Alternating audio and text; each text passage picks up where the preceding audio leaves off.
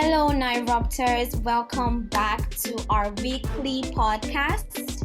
Yes, we're calling you Nirruptors now because that's what we call our listeners at Nirruption. And it's very hot here currently because, there's no power. But I'm sure you still look beautiful, just as I still look. I'm actually very pretty. Anyway, this is the African news segment. How do we gather our news? Our news is gathered very randomly without any particular focus on any topic. It could be political, business, technological, or cultural. We just throw ourselves out there and try to find out what is happening. We gather news this way because we want to be as open to as many sources as possible and still be as balanced as possible. We read the stories directly from our sources so that their points of view are not changed. Our methodology is not perfect, and if you think we can improve this, do let us know. For the meantime, we hope you enjoyed today's episode.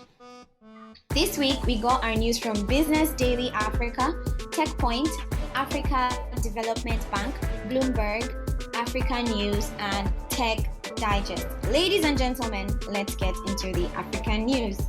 First off, CBK orders banks to ration scarce dollars.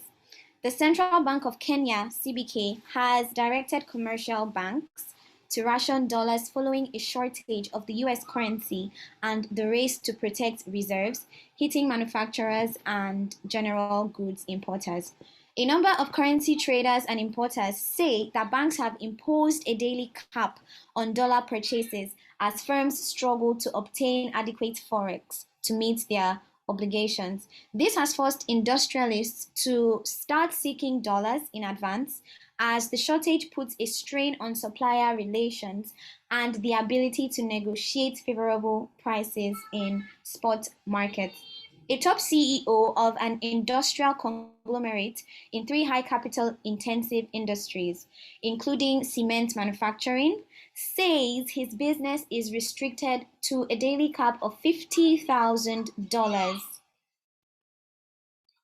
Up next, Farmerline wants to improve agricultural infrastructure. Now, Farmerline is a Ghanaian agri-tech startup, and it has raised a pre-series round of $12.9 million to $6.4 million in equity and $6.5 million in debt. The equity round was led by Acumen Resilient Agriculture Fund, ARAF, and FMO, the Dutch Entrepreneurial Development Bank, with participation from Greater Impact Foundation. Now, what does this startup do? The startup says it improves farmers' access to high-quality production inputs and education on best farming practices, including how to cope with the effects of climate change. Its solutions are also intended to help farmers gain faster access to markets, resulting in higher earnings and less post-harvest loss and waste. Founded in 2013 by Aloysius Atta and Emmanuel Owusu Adai, Farmerline aims to reach 300,000 farmers by 2022, representing a 400% increase in growth over the previous year. Up next, WEFI announces a new round of funding for women entrepreneurs. $15 million. $15 million. It's the heat. I'm sorry.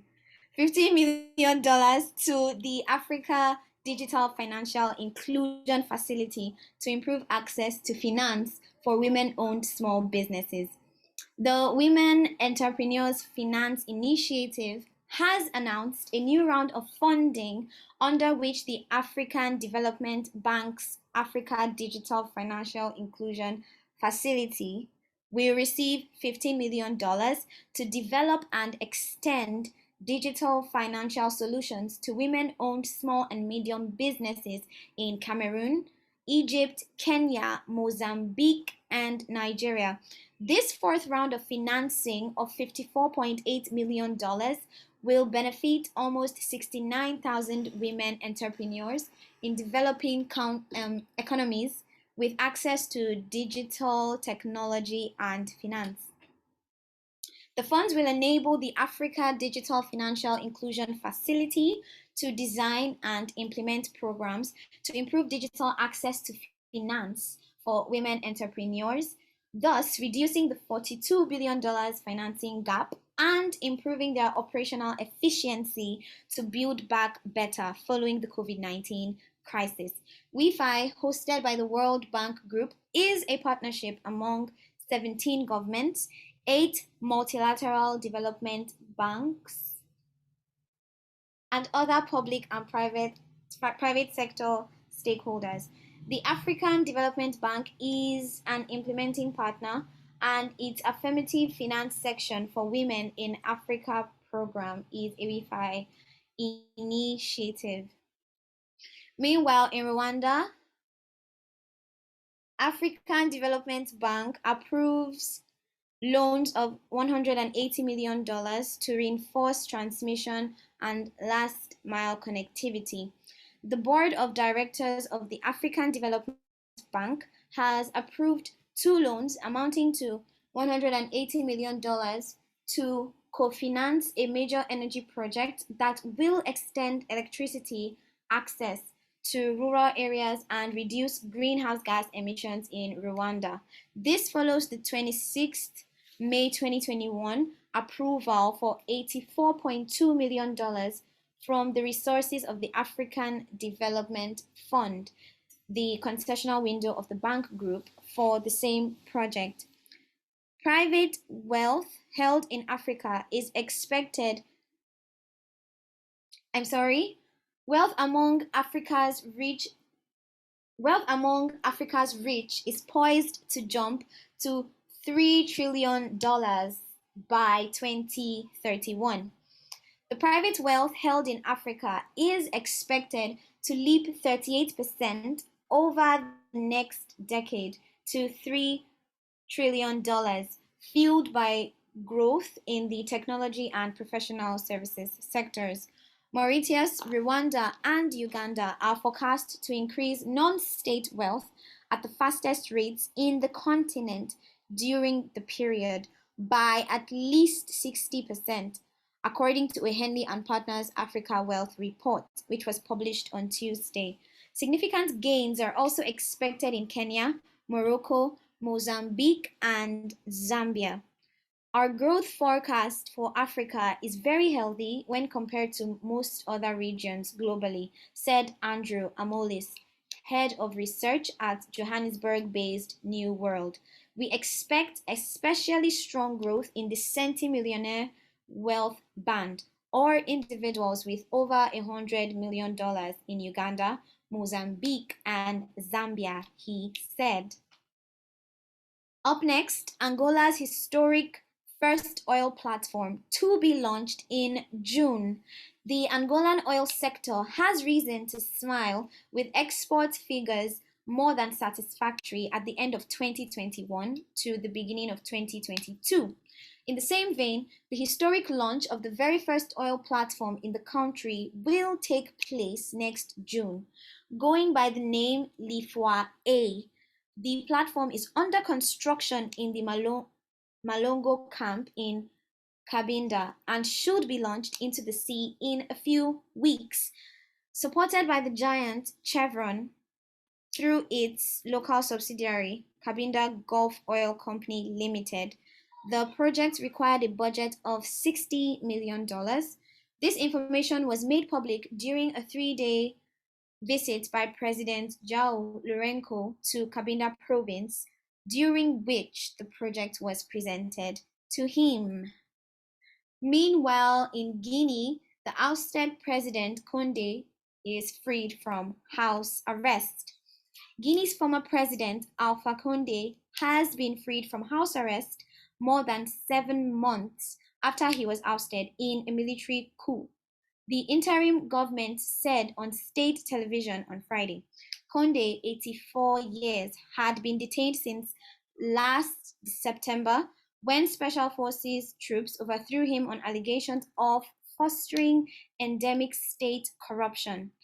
Guinea's new junta government has permitted Condé to receive visitors and earlier this month allowed him to travel to the United Arab Emirates for a medical checkup. Burkina Faso Guinea requests more time to present transition plans.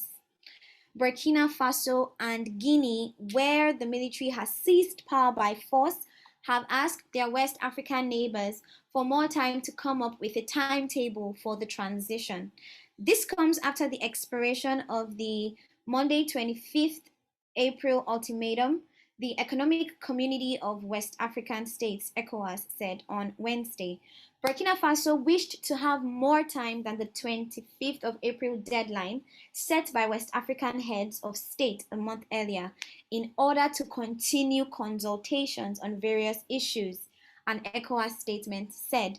For its part, Guinea presented the recent developments in the transition process and also wished to have more time in relation to the 25th April deadline in order to allow for further consultations, the organization added. Up next, Central African Republic adopts Bitcoin as legal tender. The Central African Republic has adopted Bitcoin as its official currency alongside the CFA franc. The country has also legalized the use of cryptocurrencies, the presidency announced on Wednesday. The National Assembly voted unanimously and considered the law governing cryptocurrency in the Central African Republic, and President Faustin Archange Touadera promulgated it. The Minister of State and Direction of Cabinet of the Presidency, Obed Namsio, said in a statement.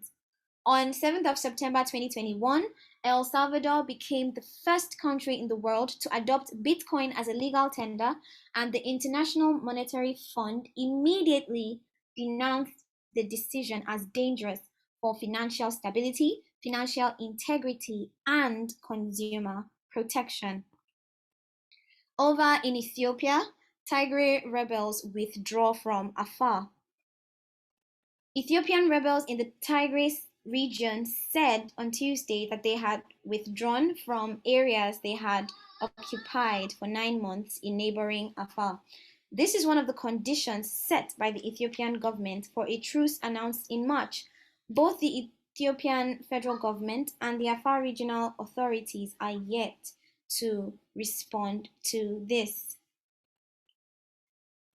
Up next, Airtel's license to operate as a super agent. Airtel Africa PLC announced on Tuesday, April 26th, 2022, that its subsidiary, Airtel Mobile Commerce Nigeria Limited, has received a license from the Central Bank of Nigeria, CBN, to operate as a super agent. What this means is that Airtel Mobile Commerce Nigeria has received final CBN approval to conduct certain banking activities like financial services within communities. This is aimed at strengthening financial inclusion by expanding financial services to the unbanked and underbanked across the country. Remember that the company received an approval in principle, a temporary approval contingent on meeting specific requirements in November 2021. Airtel believes that the license will enable the company to establish an agency network to service the customers of licensed Nigerian banks, payment service banks, and mobile money operators in the country. All right, guys, this brings us to the end of the African news segment. I trust you enjoyed it every step of the way, and I would really love to know what you guys think concerning some of the headlines in our comment section. That's about it for this week. I really hope they bring the power soon, because this heat is not even, it's not like I can't even deal. Anyway, I will see you guys next week.